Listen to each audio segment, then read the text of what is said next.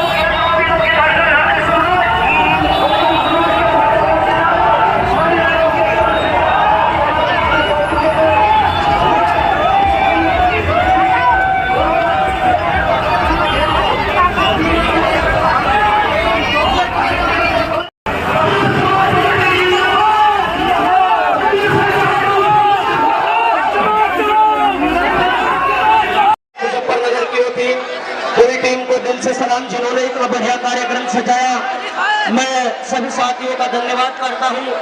और जो मेरे साथी मेरे भाई मंच के सामने खड़े हैं, मंच की जस्ट बराबर में खड़े हैं, मैं उनसे निवेदन चाहूंगा हाथ जोड़कर रखिए। मंच को जो साथी खड़े हैं मेरा उनसे निवेदन है कि भाइयों ये मंच की व्यवस्था खाली कर दीजिए, आपके लिए बड़ी व्यवस्था की गई है, ये खाली कर दीजिए।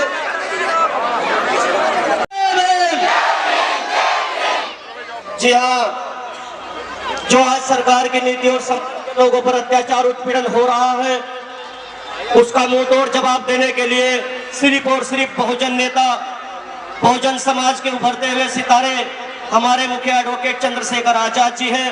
मैं उनके सम्मान में बस एक लाइन कहूंगा और अपना सारा समय उन्हीं को ही दूंगा, क्योंकि चंद्रशेखर आजाद जी ये कहते हैं कि मुझको जालिम का तलबगार नहीं लिख सकते, मुझको जालिम का तलबगार नहीं लिख सकते, कम से कम वो मुझे लाचार नहीं लिख सकते।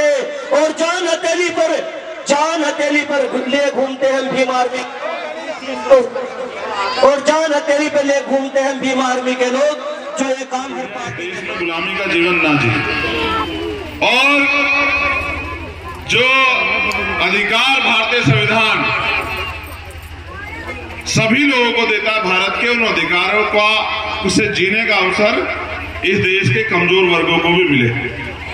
कमजोर वर्ग यानी कि महिलाएं। उस दिन भारत में कोई भी असमान नहीं रहेगा। कैसे असमान? ना कोई सामाजिक रूप से असमान रहेगा, ना कोई आर्थिक रूप से असमान रहेगा, ना ही कोई धार्मिक रूप से असमान रहेगा, ना ही किसी बहन बेटी के ऊपर अन्याय अत्याचार होगा, ना ही किसी जो है गरीब को कमजोर को सताया जाएगा, ना ही किसी की हत्या होगी, ना ही किसी की जमीन छीनी जाएगी, ना ही किसी के साथ शोषण होगा और ना ही किसी को इस देश में रोटी कपड़ा मकान की पूर्ण रूप से लागू हो जाएगा, तब जाके महापुरुषों का सपना पूरा होगा।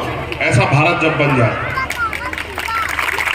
मगर ये ना तो ये तालियां बजाने से बनता और ना ही किसी को गालियां देने से बनता और ना ही रोने से बनता। साहब अम्बेडकर अपने पूरे जीवन के संघर्ष का निचोड़ हमें वोट के रूप में देके गए कि भाई मैं तुम सब लोगों के हिस्से में वोट देके जा रहा हूं।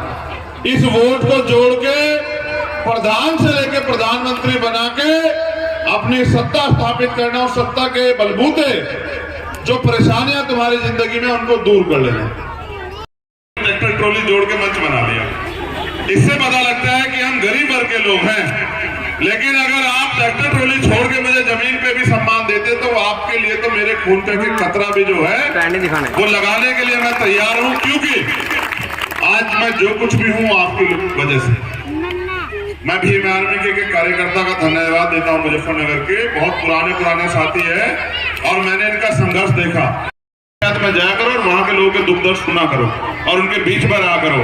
अगर काम भी नहीं करा पाते तो उनके साथ खड़े रहा करो, अगर उनको आपकी जरूरत पड़े तो उनके साथ रहा करो। ये जिम्मेदारी हूं तो अपने फोन में चेक करता हूं कि अन्याय अत्याचार तो नहीं हो गया, कहीं रात में कहीं कोई समस्या तो नहीं खड़ी हो गई है।